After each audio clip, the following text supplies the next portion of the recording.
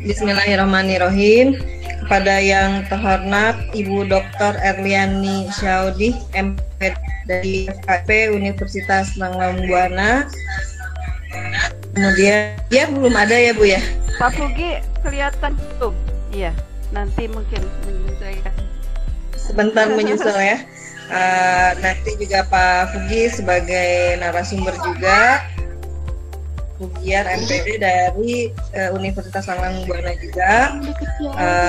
Dan yang saya banggakan rekan saya, sahabat saya Ibu Eni Asidi selaku Kepala SMK Pustek Cilebin, dan yang saya banggakan Bapak dan Ibu Guru Asdina Esa dan Pustek yang sudah bergabung pada kesempatan pagi hari ini.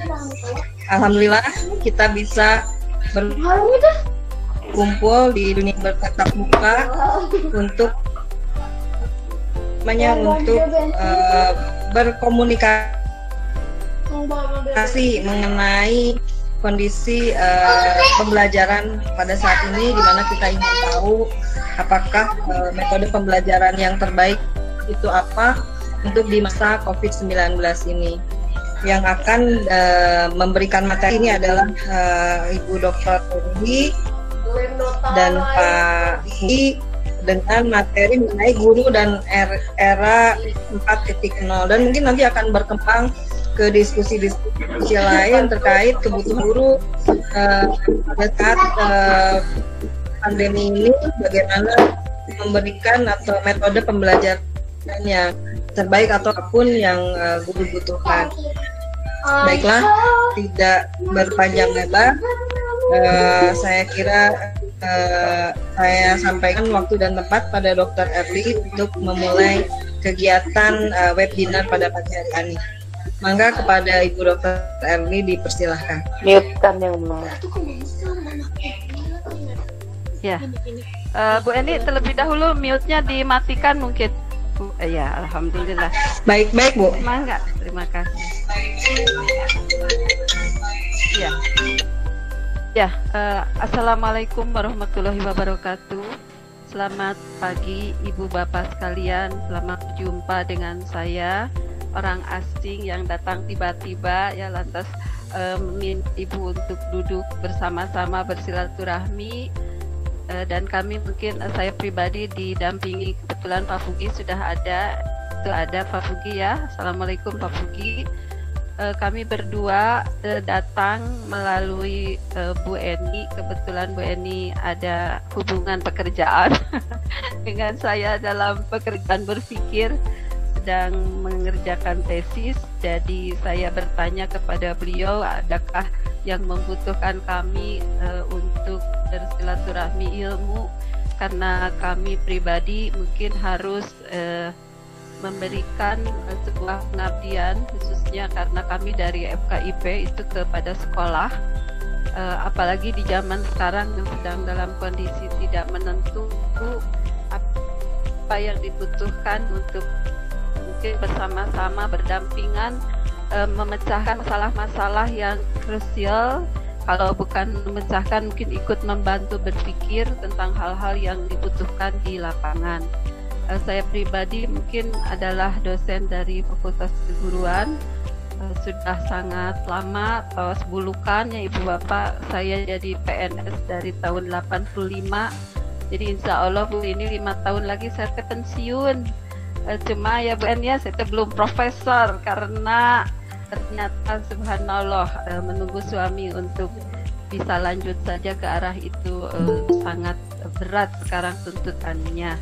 Jadi alhamdulillah mungkin dari sisi usia berpengalaman berkecimpung dalam dunia berpikir tentang pendidikan dan pembelajaran atau ilmu-ilmu yang mungkin dekat dengan itu, relatif saya sudah agak cukup lama begitu. Dan alhamdulillah minggu kemarin juga diberi mungkin peluang oleh Allah untuk memberikan pelatihan kepada para dosen bagaimana mengajar yang baik. Jadi ruangannya Bu Eni bisa manajemen pendidikan, bisa apa saja ya, saking sudah terlalu lama. Dan saya pernah mengajar walaupun saya PTS dosen negeri yang ditempatkan di PTS, pernah juga mengajar di UPI selama 7 tahun. Kebetulan doktor saya dari pengembangan kurikulum.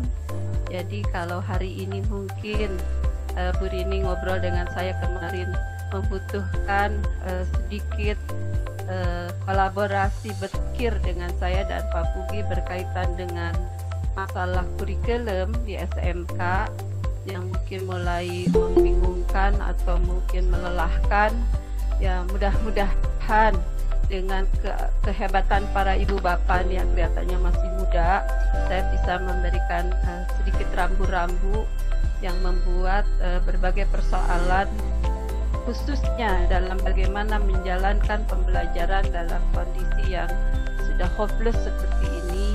Mudah-mudahan ada peluang untuk memberikan sedikit masukan begitu ya dengan Pak Pugi ya Pak Pugi.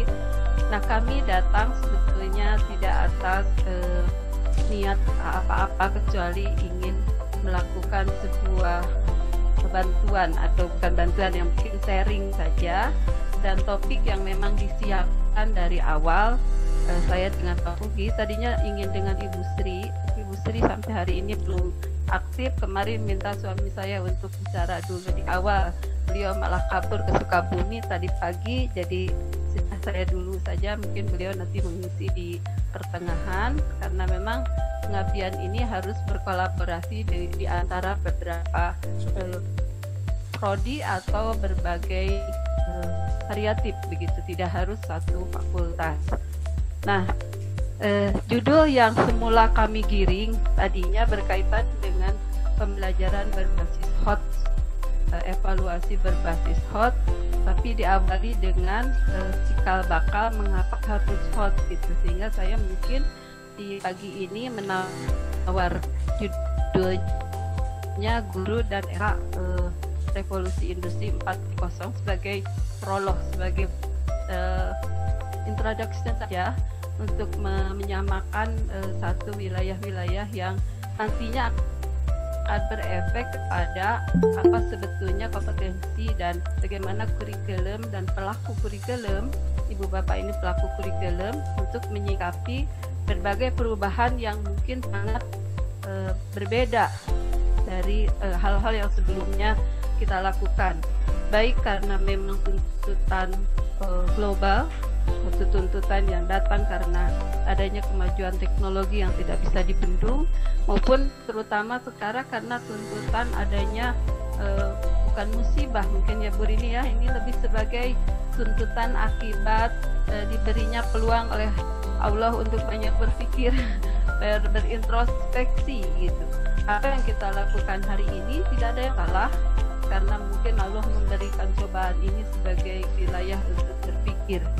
Nah, apa yang diharapkan dari pikiran kita tentang kondisi ini, tentu saja hal-hal yang positif begitu. Dan nanti di kurun waktu jam 10 mungkin Ibu tuh ya, ini ada Pak Asep menuju curang-curang ya, ayah Bu Eni nu anom keneh, Bu Eninya Pak Ilham, Bu Lasmi, Pak Aam, Bu Intan, yang memang masih muda, sehingga berbeda dengan saya pribadi yang digolongkan Bu Eni sebagai kaum kolonial katanya. Bu Lima kaum kolonial karena lahir di tahun 60, di abdi atas 60 tahun Bu. Nah, kalau ibu bapak yang muda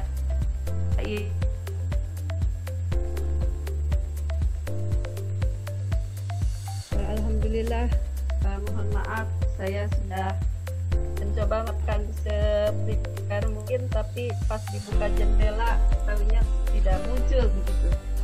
Mari kita mungkin sekarang mencoba mempelajari saja sedikit tentang apa itu era industri dan bagaimana efeknya kepada pekerjaan kita sebagai guru. Kemajuan teknologi yang berdampak kepada berbagai tatanan depan, khususnya mungkin untuk menyederhanakan kesulitan-kesulitan dalam industri, dalam berniaga, dan itu memang berdampak sangat positif untuk kemajuan dalam kepada industri atau alat-alat yang benar, alat-alat yang sangat canggih, dan dari industri inilah berdampak pada perubahan perangkat gunakan dalam kehidupan manusia. Mungkin pada zaman era tahun 70, apa yang kita alami, kalau Ibu sudah menjadi bisa mengamati saat itu sampai sekarang tahun 2020, saya yang menjalankan itu sampai 60 tahun hari ini, itu memang sangat terasa lonjakannya.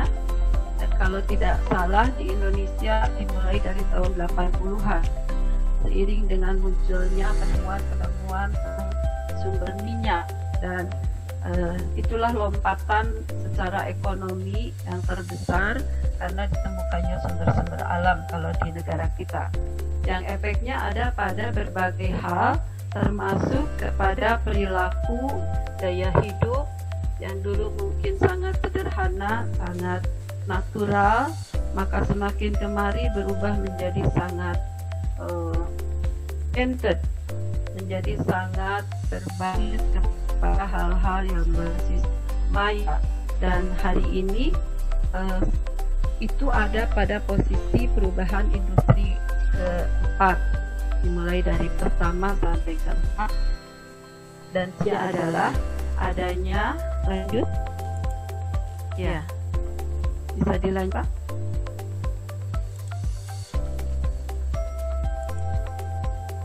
Silahkan terus.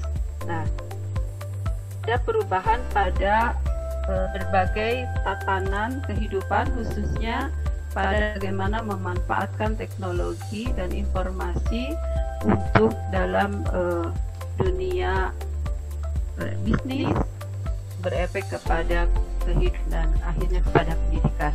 Apa yang mau saya terangkan adalah ini mungkin sebagai peta konsep bahwa ujungnya tentang era 4.0 ini tidak hanya berkaitan dengan perubahan dalam unsur yang bersifat rutin atau teknologi, tapi kepada perubahan perilaku dan tuntutan terhadap perilaku manusia.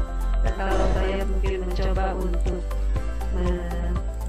membuat ya, masih yang tadi Pak, ya, membuat sebagai konsep akan berefek pada perubahan kualitas sumber daya manusia yang diinginkan. Proses pendidikan sebuah lahan untuk menggodok itu diimplementasikan oleh para guru dalam bentuk pembelajaran yang akhirnya harus mendapatkan profil kualitas siswa yang sebagaimana diinginkan. Nah, inilah ruangan yang akhirnya menjadi ruangan khusus kita sebagai pendidik. Jadi dan akan berefek kepada profil guru yang diharapkan di era sekarang. Dan Bapak Ibu ada di masa 4.0 yang paling kritis karena di samping tuntutannya berat dihadapkan pada adanya kondisi pandemik. Ya, bisa dilanjut. Nah, era itu sendiri adalah suatu fenomena yang mengkolaborasikan teknologi cyber dengan teknologi otomatis, dan penerapannya berpusat pada konsep yang dilakukan teknologi tanpa manusia. Efek sini seolah-olah peranan sumber daya manusia yang dulunya sangat dominan diambil alih oleh mesin atau alat teknologi, sehingga kita yang harus sangat adaptif dengan perubahan tersebut. Lanjut Pak, bisa dilanjut. Nah, apa dampaknya kepada pendidikan? Nah, dampaknya itu tentu saja yang paling berat. Mengapa? Karena era ini ujungnya harus dikendalikan, dilakukan upaya untuk mengarahkannya oleh manusia, dan manusia ada pada posisi kepada ketakutan, kompetensi, dilakukan. Maka era industri ini berdampak dalam dunia pendidikan secara umum, di mana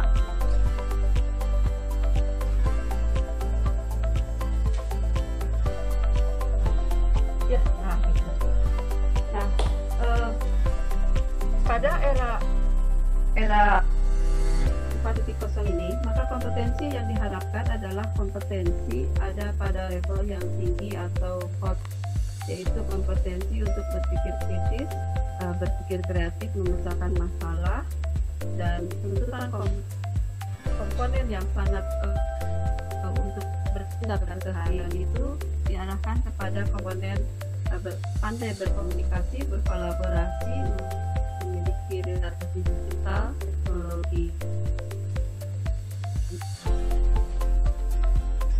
Nah, ini merupakan sebuah pilihan yang memang disarankan di era 4.0, bagaimana belajar tidak memberikan hanya satu alternatif.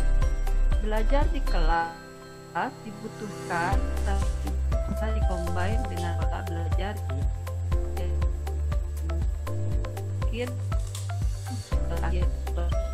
digunakan bagaimana dia mengkonfigurasikan dalam pembelajaran tematik atau curriculum integrated, pelajaran buat alternatif pola-pola pengemasan pembelajaran. Ya, pembelajaran era 4.0 ini juga akhirnya berefek pada guru. Guru bukan hanya sebagai seorang teacher, tapi berperan menjadi pelatih, pendamping, atau sambil learner. Jadi guru sendiri adalah sambil belajar, dia mungkin beradaptasi dengan banyak hal, termasuk tantangan yang muncul dari kehebatan anak-anak didik, dan kita tidak lagi menginginkan peran kita sebagai orang yang otoriter dalam pola pembelajaran ke depan. Pribadi mencoba saja ya di kelas, kadang bertanya apa yang mereka inginkan dengan pembelajaran kita, apa yang mereka sukai dengan metode pembelajaran kita, dan hal seperti itu lebih membuat kita beradaptasi dengan hal-hal yang menjadi tuntutan di area berpikir mereka.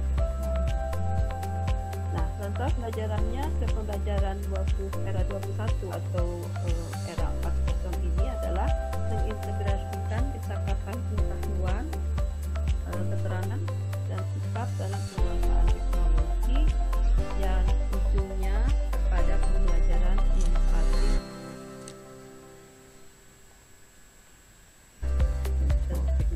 Jadi inovatif tapi teknologi. Jadi memanfaatkan teknologi itu sendiri untuk melakukan belajar. Menyeling di antara slide yang tadi adalah kita harus paham pada saat jadi kita berpikir dengan bijaksana siapa siswa kita.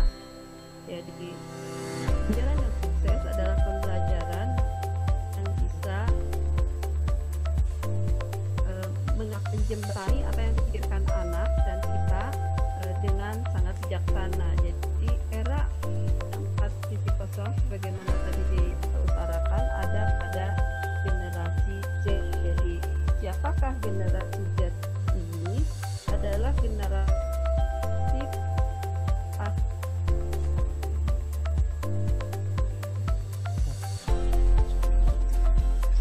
milenial, juta. Lihat apa karakteristik yang perlu dipahami oleh para guru terhadap generasi ini adalah generasi digital, karena mereka lahir di era digital.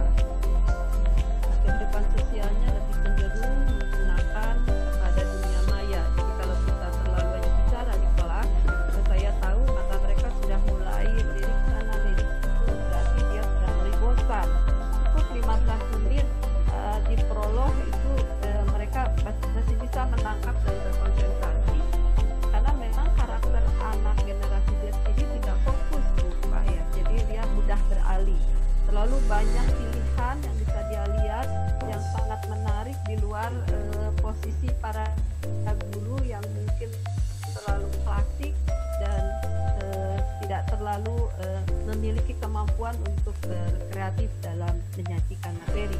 Nah, lantas mereka juga kadang lebih cepat dalam memperoleh data dibanding para guru yang waktu khususnya, ya bukan gurunya tidak canggih, tapi mungkin waktu kita kalah cepat, sehingga apa yang kita sajikan kadang sudah basi, sudah tidak lagi menarik perhatian mereka. Dan mereka ada pada posisi pahami bahwa anak era generasi Z ini multitasking, jadi mereka bisa melakukan sesuatu dalam waktu bersamaan, tidak upland satu-satu. Jadi kita bisa melakukan sesuatu yang tuntutannya banyak di satu waktu yang bersamaan. Nah, efek negatif atau mungkin hal yang tidak terlalu selalu positifnya adalah anak-anak di era ini adalah anak yang selalu ingin mendapat perhatian, pengakuan.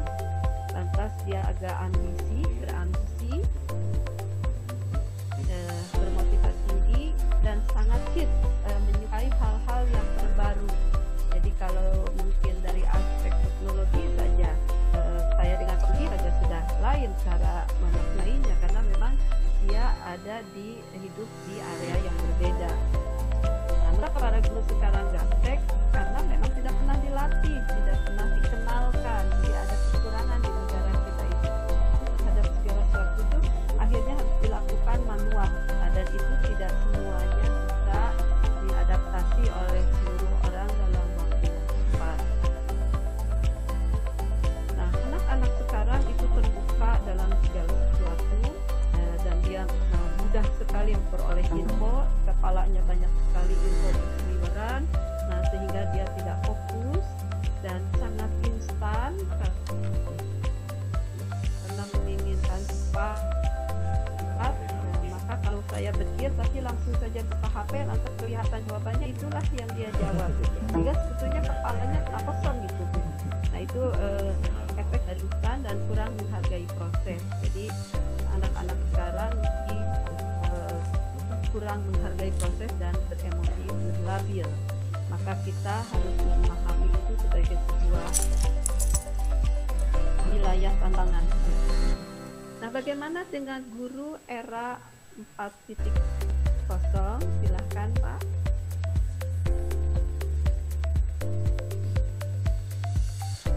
Guru satu lagi, lanjut.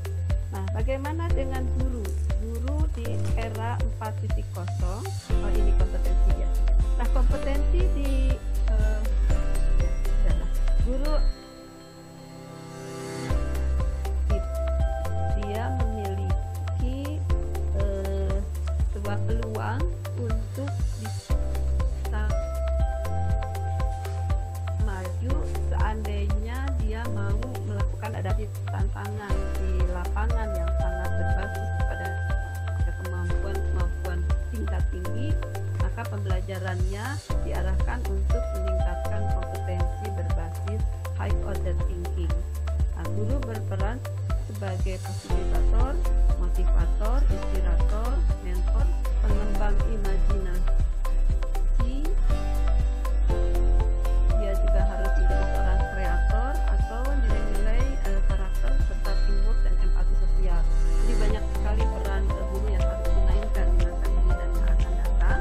Dan 5 kompetensi yang harus dimiliki para guru di era ini adalah yang pertama, educational competence, yaitu sebuah kompetensi yang berkaitan dengan kompetensi pembelajaran berbasis internet. Jadi dia mampu mengajar di mana basisnya itu internet of things. Jadi basic skillnya itu basic seperti yaitu karena kita ambilnya kan kompetensi. Jadi basic berpikir para gurunya juga sudah secanggih bagaimana berpikir internet of things. Jadi bagaimana memanfaatkan dan bagaimana dia alur langkah-langkahnya itu mengikuti langkah-langkah berbasis teknologi. Yang kedua, competence of teknologi komersial. Nah, yang dimaksud di sini adalah mendidik para mahasiswa itu untuk memiliki jiwa entrepreneurship berdasarkan hasil penelitiannya. Jadi di SMK mungkin sangat cocok, banyak karya-karya yang bisa dijual dari karya mereka, tapi mungkin dikemaslah karya itu sehingga dia bisa bersaing dengan lapangan yang pabrikan gitu. Jadi kompeten teknologi komersial menggunakan teknologi dan hasil penelitian menggunakan teknologi untuk berkarya dan berwirausaha.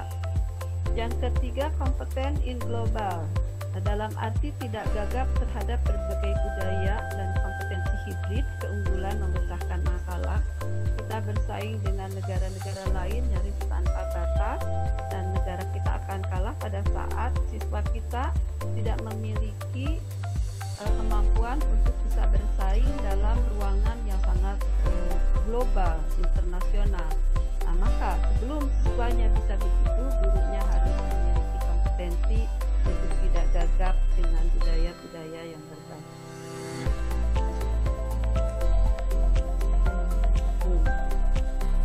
Yang keempat, kompeten dalam memprediksi apa yang akan terjadi. Bukan menjadi pelaman, tapi mungkin siswa sering diajak kepada kemampuan-kemampuan berpikir yang membuat dia bisa beradaptasi pada zamannya. Umpama sekarang kelas 3, bagaimana dia bisa berjualan dia di tahun yang akan datang atau di 2 tahun yang akan datang. Maka guru yang memiliki leader strategis, dia bisa memprediksi.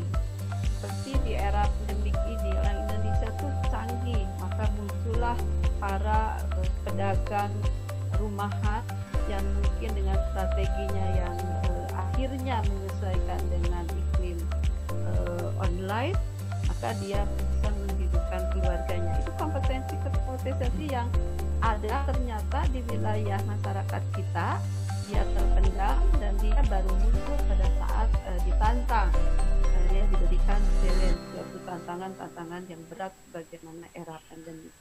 Dan yang terakhir, konselor kompeten. Jadi seorang guru adalah seorang konselor yang bisa membimbing sekaligus mengatasi masalah-masalah yang berkaitan dengan alam pribadi siswa.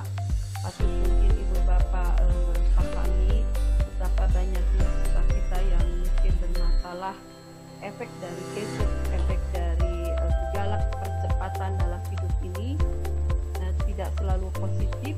Pada saat dia tidak tahan, maka muncullah berbagai perilaku yang menyimpang, terutama kalau anak SMA, mungkin karena iklimnya ada di wilayah sedang pubertas, itu kepada masalah perilaku kebebasan seksual dan kepada perilaku yang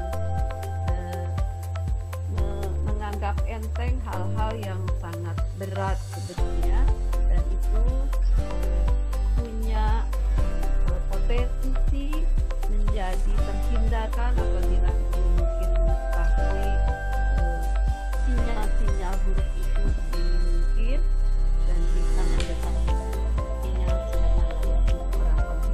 Nah, itu mungkin gambaran secara pintas tentang tantangan di era 4.0 ini yang akan menjadi tantangan ibu dan bapak sekalian. Plus hari ini kita diberikan satu tantangan baru dengan model perkuliahan atau pembelajaran di era pandemi, sehingga kalau mungkin memungkinkan waktunya masih ada, kita bisa lanjutkan dengan diskusi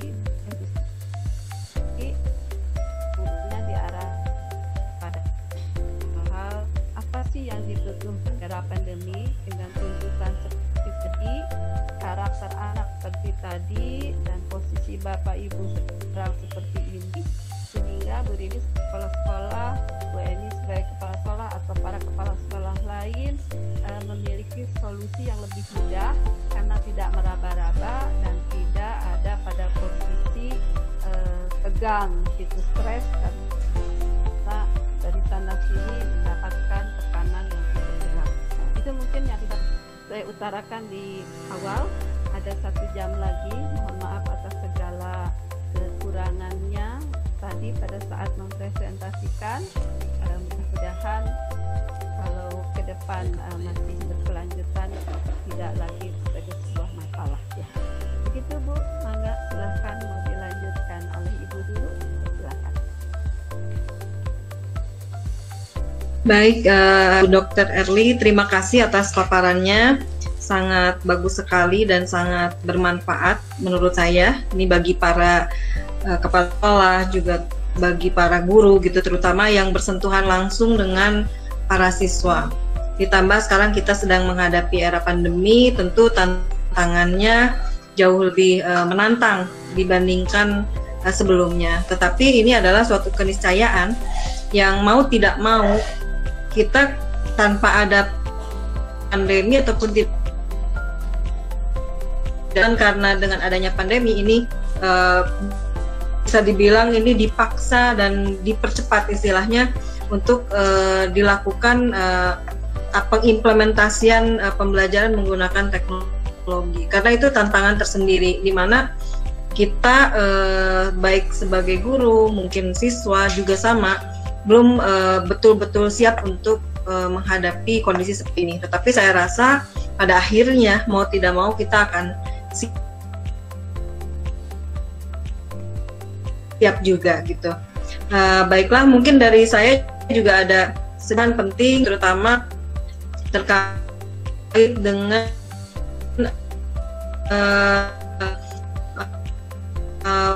itu Bu, fasilitas, kemudian motivator, inspirator, mentor, pengembang imajinasi, kreativitas dan nilai karakter, dan empati sosial.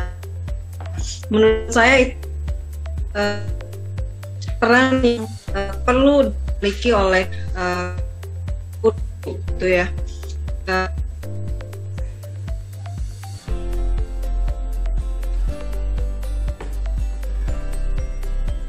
Mungkin bahwa guru itu kan gimana kalau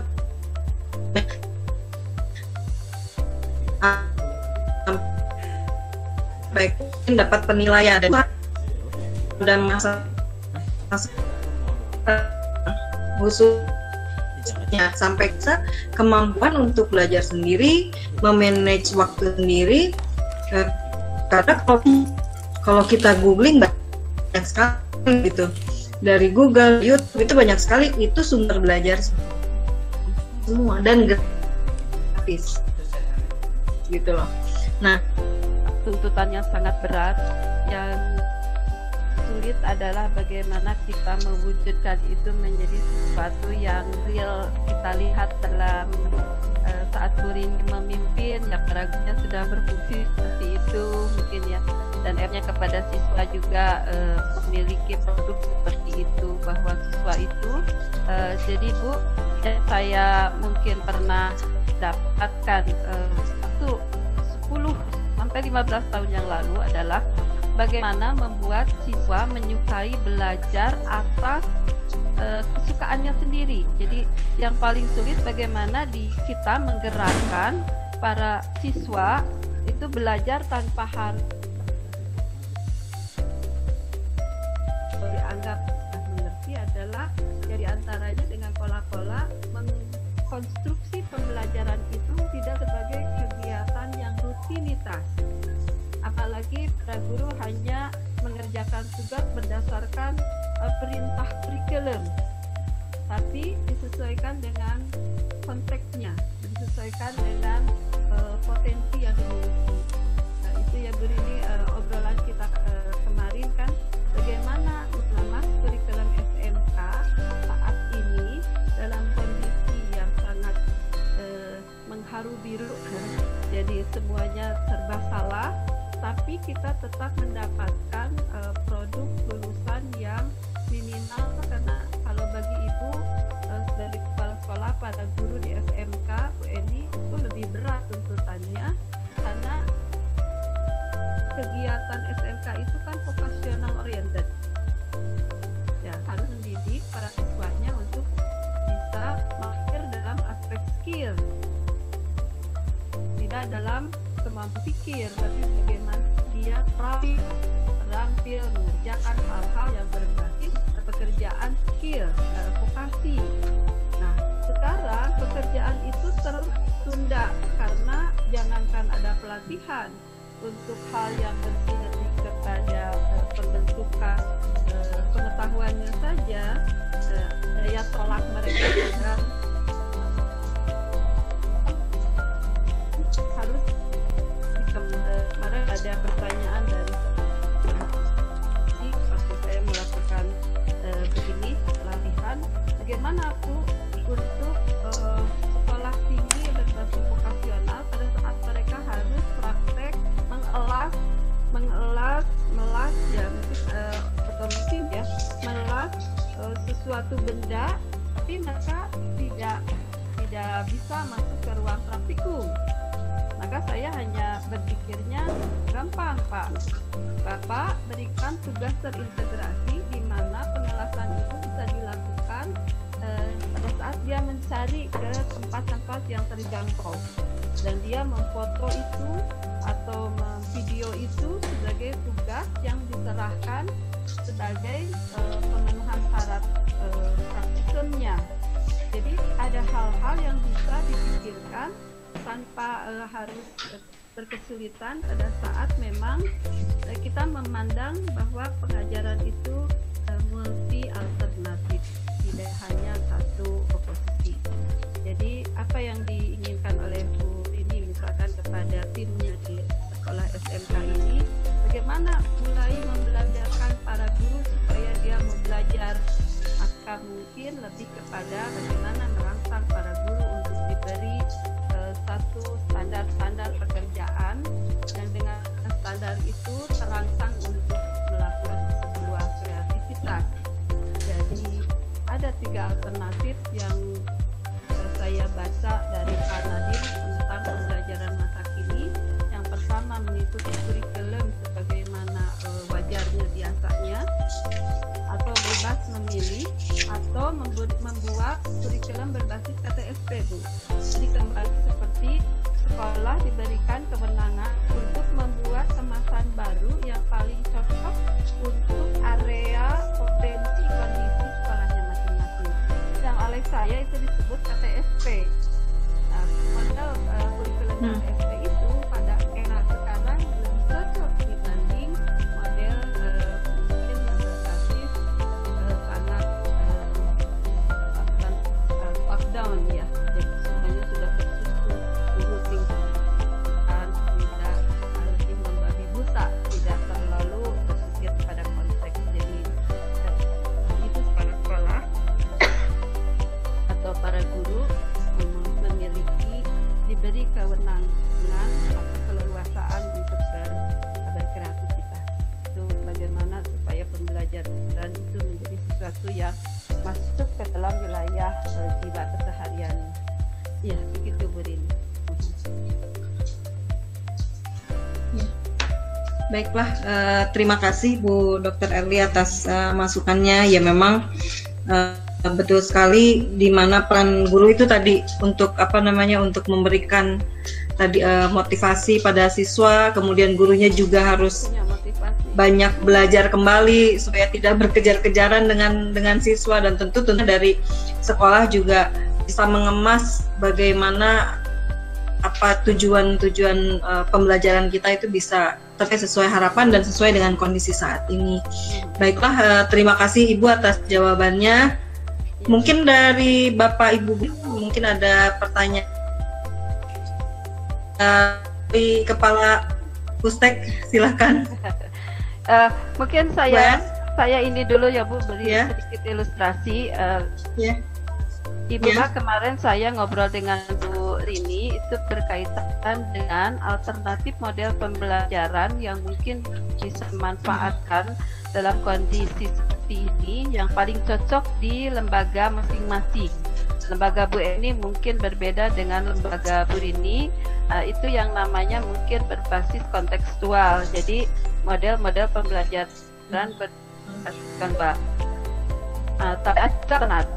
ya dalam curriculum integrated. Nah, sekarang mungkin apa yang disebut dalam integrated?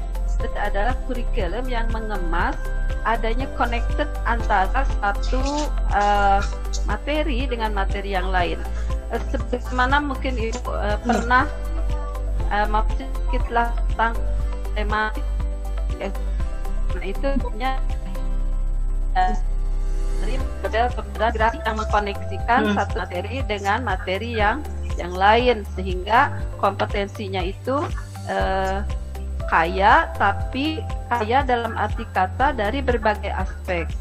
Nah, sekarang mungkin diminta oleh, ya kalau bisa dalam diskusi ini, apa yang Ibu pikirkan berkaitan dengan mengefektifkan pola pembelajaran di masa ini di tempat Ibu Bapak bekerja begitu, sehingga dia tidak lagi menjadi bumerang, membuat para siswa itu pergi, menghindar, tapi malah diberikan sebuah kemasan baru yang dengan itu meringankan dan mempercepat pelajaran. Itu ya Bu Rin, menjadi kalau ya betul sekali. Jadi kami di lapangan itu mengamat dari pandemi itu berjalan gitu ya. Guru tentu tetap melaksanakan fungsinya sebagai untuk memberikan pembelajaran pada siswa tanpa henti gitu, dengan berbagai energi dan effort yang tentu lebih, menurut saya lebih menantang dibandingkan sebelumnya gitu ya. Nah, sementara tuntutan yang demikian, anak itu timbul rasa jenuh gitu ya, jenuh, berat dan segala macam karena dituntut terus. Kemudian pada masa selanjutnya dari dinas pendidikan menyatakan bahwa kita tidak perlu menuntut capaian kurikulum. Tetapi bagi saya pribadi mengamat, kalau sekolah tidak tanpa ada tujuan, itu untuk apa? Nggak ada fungsinya sama sekali gitu kan. Kita dengan energi yang banyak keluar gitu kan, anak juga sama, orang tua juga sama, kalau untuk mengejar angin buat apa gitu kan, tidak ada yang kita dapatkan gitu ya. Jadi bagi saya yang namanya harus ada tuntutan gitu, harus ada yang dikejar. Tetapi dalam kondisi sekarang ini berbenturan, artinya yang kita mau dan kondisi di lapangan itu tidak semudah. Nah, saya melihat bahwa pelajarannya terlalu banyak, gurunya tidak mau tadi tuntutan pembelajaran, anak juga tidak menurut saya pikirkan tadi pembelajaran kurikulum yang terintegrasi, yang menggabungkan. SMK itu kan vokasinya ya, memang tidak dituntut untuk tapi dituntut untuk skillnya, kemampuannya. Gimana ya kan setelahnya tujuan IPAL kan beberapa mata kan itu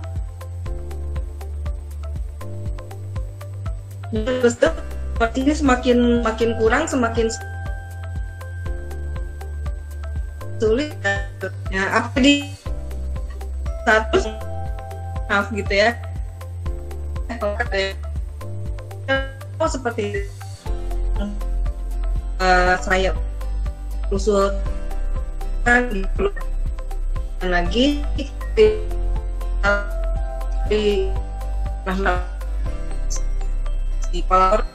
kita lebih fokus, lebih mendalam gitu kan, daripada kita banyak-banyak tapi hanya kulitnya saja yang kulitnya pun mungkin masih ya kulit tipis gitu kan. Akhirnya kita memproduksi, sekolah itu kan memproduksi manusia, jadi kita hanya memproduksi manusia, nggak ke sana, nggak ke kanan, nggak ke kiri gitu loh, ya kan. Kemampuannya juga nggak jelas ya. Akhirnya kita memproduksi orang yang mending hanya banyak tahu tapi tidak punya kemampuan yang mendalam. Itu yang kan dengan di luar negeri mereka nggak terlalu banyak profesional dengan apa yang sedang dilakukan. Yang usulan saja itu juga hanya ungkapan saja gitu. Karena apa? Karena kita lihat itu seperti apa, kita juga coba membaca belum yang berlaku di tempat lain. Mungkin kalau dari saya itu Bu yang jadi pikiran saya gitu. Ya, mangga. Saya mungkin kepada Bu Rini dan Bu Entara itu ini mangga dibuka area diskusinya supaya saya dengan Pak Fugi mungkin Andi ini harus berkelanjutan bisa menangkap ide-ide utama yang dipikirkan atau kesulitan yang memang dialami sehingga kami bisa bekerja sama dengan Ibu Bapak untuk memberikan sebuah seperti template berpikir gitu ya.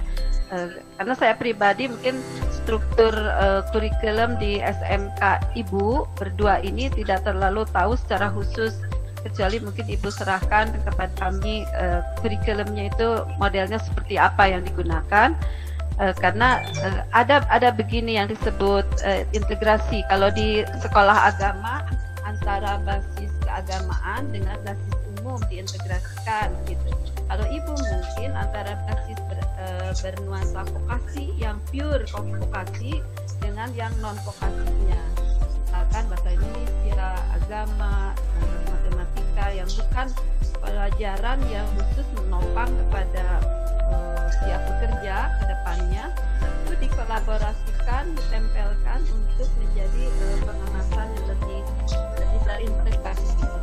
Jadi kompromi ada kebenaran para Pak guru untuk mau menembak kalau memang ini jadi ada kaitan kan kompetensinya mata-mata yang lain.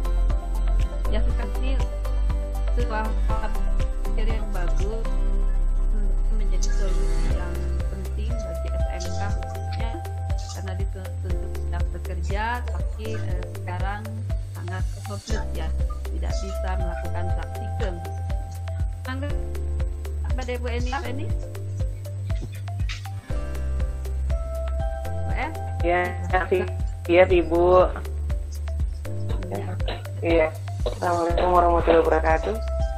Ibu terima kasih sekali, paparannya bagus sekali. Tapi mungkin guru saya baru hadir 2 orang, jadi belum bisa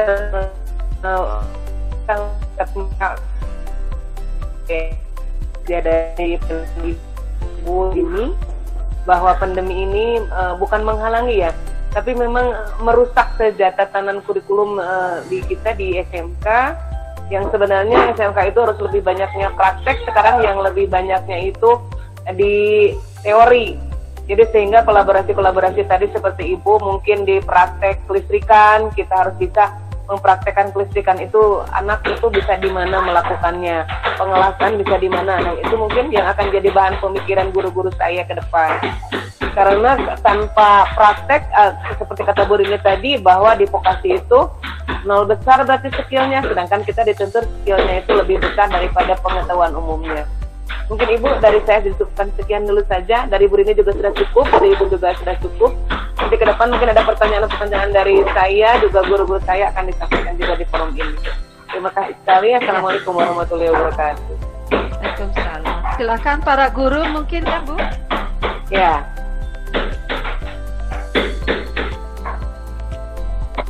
Para gurunya silakan.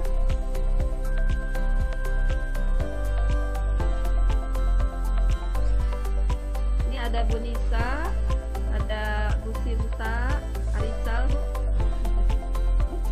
Pak Am, Bu Lasmi, mangga. Iya. Pak, iya, mangga.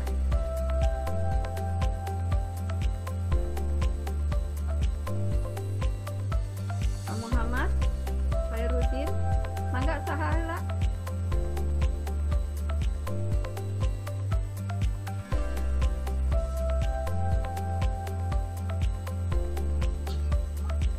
Baik, Ibu mungkin ini saya yakin nih dari Bapak dan Ibu guru baik di Bina Esa dan di TEK ingin ide-idenya sudah banyak sih sebetulnya ya Bu ya, dan pengalamannya di lapangan sudah merasakan sekali lah bagaimana dengan kondisi. Mudah-mudahan sih ini bisa berkelanjutan Bu, supaya kita selalu bisa terus berdiskusi, jadi belajar terus kitanya juga sama-sama di bawah bimbingan Ibu gitu, dan berbagi pengalaman antar sekolah, kemudian dari pihak perguruan tinggi, supaya nanti ke depan ini bisa berkelanjutan gitu, karena kita tidak tahu masa pandemi ini akan sampai kapan gitu kan. Walau beberapa wilayah mulai dibuka yang zona hijau, tetapi saya yakin sih sebetulnya walaupun kita pembelajaran yang menggunakan teknologi saya rasa akan terus tetap berlanjut. Iya. Ya, akan tetap seperti ini. Jadi tidak mungkin kita balik lagi ke masa lalu yang sifatnya tradisional. Tidak kepada itu. Pasti akan saya kolaborasi menurut itu menurut saya. Jadi ya mungkin ini pembelajaran ini, kegiatan ini ya akan sangat bisa rutin untuk refresh terus bagi kami semua yang ada di lapangan. Mungkin dari saya gitu Pak usulannya. Pugi, mangga ada tambahan? Pak Pugi, ada tambahan? Apa yang dipikirkan terhadap, kalau saya sendiri Bu berpikir mungkin seperti yang Ibu usulkan, ini tantangan bagi saya sebagai orang pengembang kurikulum, maksudnya ilmunya ada ke situ. Dengan Pak Pugi adalah mencoba membuat template atau ide-ide berkaitan dengan integrated learning ya Bu ya, integrated learning yang mungkin bisa dijadikan diuji cobakan atau didiskusikan dulu di lembaga Ibu. Nah, jangan-jangan bagus dan itu menjadi sesuatu yang bisa dikembangkan gitu. Insyaallah, mudah-mudahan minggu depan ada sedikit oleh-oleh, nanti kita diskusikan, tapi dengan harapan para gurunya ikut terlibat berpikir terhadap itu. Silakan Pak Fu.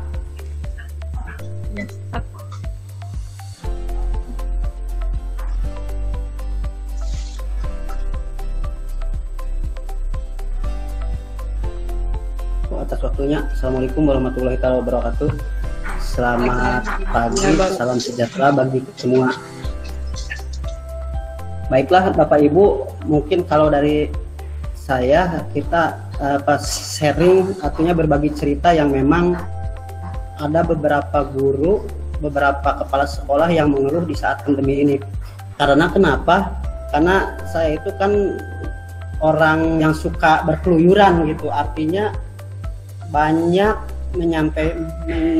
menyerap aspirasi yang memang guru-guru yang mengeluarkan di masa pandemi ini. Perkenalkan dulu Bapak Ibu, mohon maaf sebelumnya, nama saya Pugiar Suherman, sama dengan Bu Erliani, mengajar di EPIP, jurusannya itu pendidikan ekonomi. Nah, ya itu tadi paparan dari Bu Erliani. Baiklah, saya akan pakai ini gambaran bahwa dalam masa pandemi ini ada dua yang bisa dilakukan. Satu itu belajar berbasis penugasan, kedua proses pembelajaran berbasis daring. Nah, itu pun kalau misalkan memang internet, terus juga HP dan fasilitas lainnya mendukung. Nah, ini Indonesia itu ternyata setelah beberapa bahwa melihat itu di Kabupaten Lebak, kabupaten saya sendiri di Banten, terus juga ada di daerah Jakarta,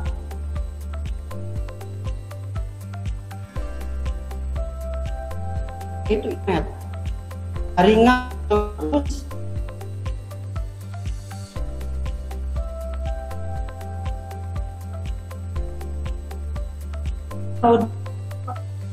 sekolah Ibu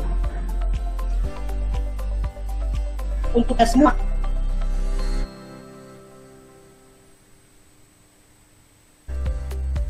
ini bisa berkelanjutan dan sebagainya. Yang tidak bisa dilakukan yaitu belajar berbasis penugasan. Nah, benar dilakukan ketika tidak ada fasilitas itu belajar berbasis penugasan. Karena apa? Karena saya itu juga terlahir di lingkungan guru, itu jadi tahu situasi keluhannya itu. Mohon maaf Bapak kalau misalkan ukuran yang punya bahasa Sunda dan boro-boro mengajar kerja dari rumah, akhirnya kerja, area kerja cina ngajar, siswanya tidak punya HP, tidak ada sinyal. Akhirnya apa yang dilakukan oleh guru? Akhirnya apa? Belajar buku paket dikirim melalui WA temannya, juga yang dilakukan oleh guru itu datang satu-satu ke siswanya, misalkan ke rumah siapa datang, akhirnya terkaca muka gitu. Nah itu yang menjadi kalau misalnya daring dengan fasilitas yang ada ya itu bisa dilakukan gitu kan, melalui HP, melalui laptop dan sebagainya. Nah itu mungkin Bapak Ibu yang ada gambaran dari saya mengenai bagaimana pembelajaran daring itu yang ini saya kutip dari referensinya Pak Maknudin, yaitu tentang manajemen sekolah. Dia ditulisnya itu di Kompas 2020 bahwa ada dua yang bisa dilakukan di masa pandemi ini. Yang pertama itu belajar berbasis penugasan, yang kedua pembelajaran berbasis daring.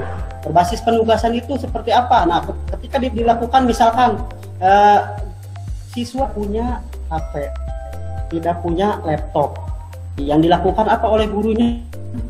Dia mengirimkan foto penugasan itu ke temennya yang ada punya HP. Itu yang pertama yang bisa dilakukan. Terus yang kedua yang bisa dilakukan di lapangan itu misalkan begini, kalau di ekonomi ya, di ekonomi misalkan coba di sekitar kalian apa yang bisa, misalkan Pak, misalkan ada di daerah saya ini tentang sabut kelapa. Nah kebetulan sabut kelapa itu misalkan dengan mata pelajaran tentang, coba kalian bikin tugas dari sabut kelapa bisa menjadi nanti kirimkan ke ibu atau ke bapak nanti misalkan tugasnya itu. Nah itulah bisa berbentuk penugasan seperti itu. Atau misalkan di mata olahraga, pelajaran olahraga itu kan anak-anak itu sekarang itu dia itu apa, misalkan mengolah bola atau latihan lari di halaman rumahnya terus di video dikirim ke siswanya, itu bagi ke gurunya. Itu juga bagi ada yang punya HP atau ada jaringan internet. Kalau yang tidak ada, repot juga. Artinya bahwa kalau mungkin di kota Bandung, di kota Cimahi dan sebagainya bisa dilakukan secara daring, tapi kalau saya melihat sendiri pembelajaran keseluruhan itu di Indonesia itu kasihan yang di daerah-daerah, bahkan banyak yang cari sinyal sampai gunung, sampai ke hutan. Akhirnya juga yang tadinya kita menghindar di pandemi ini dari virus, akhirnya apa? Ke hutan. Takutnya juga kan kalau ke hutan kan bahaya juga. Lihat waktu itu di TV One bahwa harus mencari sinyal itu datang ke gunung. Guru dengan siswa barengan akhirnya tetap muka saja walaupun beda tempat, dari sekolah ke hutan gitu, atau ada di pinggir pantai untuk cari sinyal.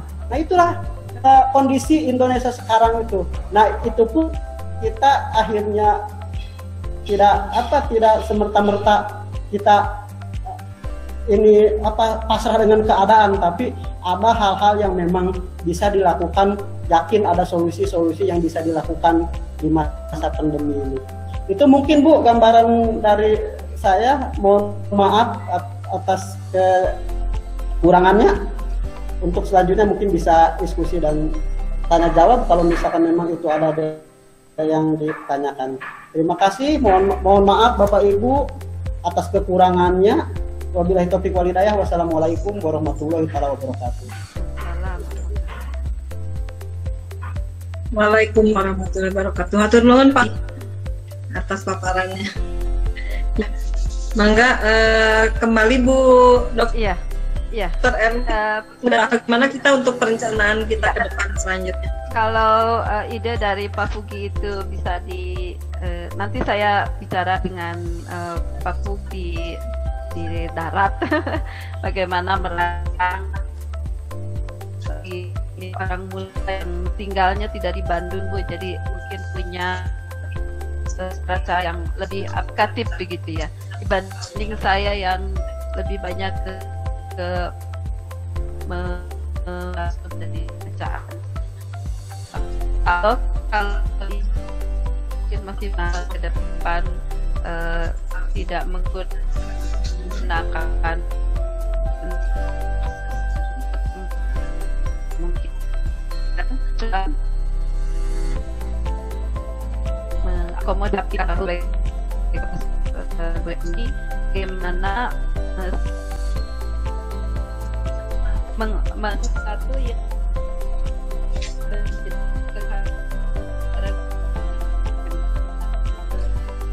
praktek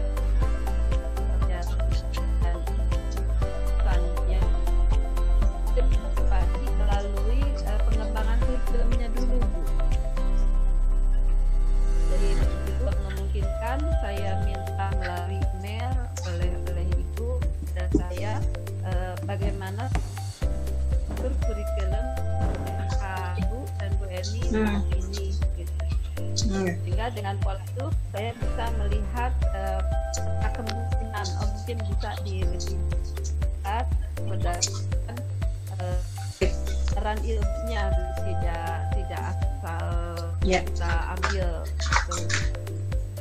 nanti dalam proses kalau kami atau tangan dari ada guru seperti bersama mungkin masuk karena dia diajarkan menggunakan metode apa atau Pak Budi mengemasnya bagaimana dia dikemas dalam bentuk pemanfaatan teknologi itu terpikir Budi insya Allah tidak akan di AB tapi mungkin ya Ibu perlu kompromi supaya tidak bosan juga tidak terlalu dekat dan saya perlu mengemas itu dalam pola berpikir yang membutuhkan sedikit waktu. Baik, terima kasih Ibu Erli atas tanggapannya. Insya Allah untuk struktur kurikulum yang berlaku di SMK Bina Esa ya kan menggunakan kurikulum 13, strukturnya juga kurikulum 13 yang sekarang sedang berlaku. Yang mudah-mudahan nanti Ibu bisa mempelajari gitu ya, untuk mana yang diintegrasikan, mana yang tidak bisa diintegrasikan gitu ya. Karena saya ingat dari Pak Menteri itu kan ada, kalau perguruan tinggi ada Merdeka Belajar, kita juga sama, SMK juga ada Merdeka Belajar, artinya menyesuaikan dengan kondisi yang itu berarti ada ya kita untuk menyesuaikan gitu ya. Nah, walaupun itu mungkin perlu proses, perlu serius yang mendalam sehingga ya tidak asal akhirnya kita asal mengintegrasikan gitu. Itu yang mungkin yang diserahkan gitu ya, mudah-mudahan untuk jadi bahan diskusi selanjutnya ya, mudah-mudahan juga memungkinkan untuk diimplementasi SMK. Mudah-mudahan kalau ini ternyata baik untuk dilaksanakan. Mungkin kalau dari saya sekian Ibu. Ya, terima kasih Bu. Ya. Terima kasih atas materi yang telah disampaikan. Ya, mangga. Terima kasih sama-sama Ibu. Minggu depan, ya. Minggu depan nanti ada mungkin materi yang lebih up to date lagi dari Bu Dr. Erli dan Fugi gitu. Mudah-mudahan nanti bisa lebih banyak lagi ya bisa hadir untuk kegiatan pada siang hari ini. Ya, terima kasih atas materinya sangat luar biasa. Terima kasih. Ya, terima kasih Ibu Bapak. Mungkin dicukupkan saja kegiatan hari ini. Mohon maaf atas segala kekurangannya.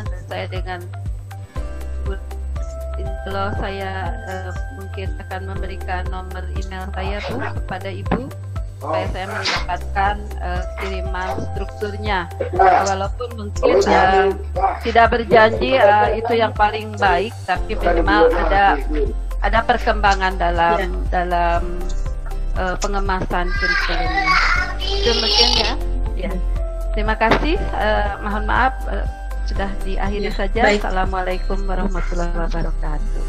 Waalaikumsalam warahmatullahi Waalaikumsalam warahmatullahi wabarakatuh. Izin pamit Ibu Dr. Erni, Pak Pi, ya, dan semuanya. Bu Erni, assalamualaikum warahmatullahi wabarakatuh. Waalaikumsalam.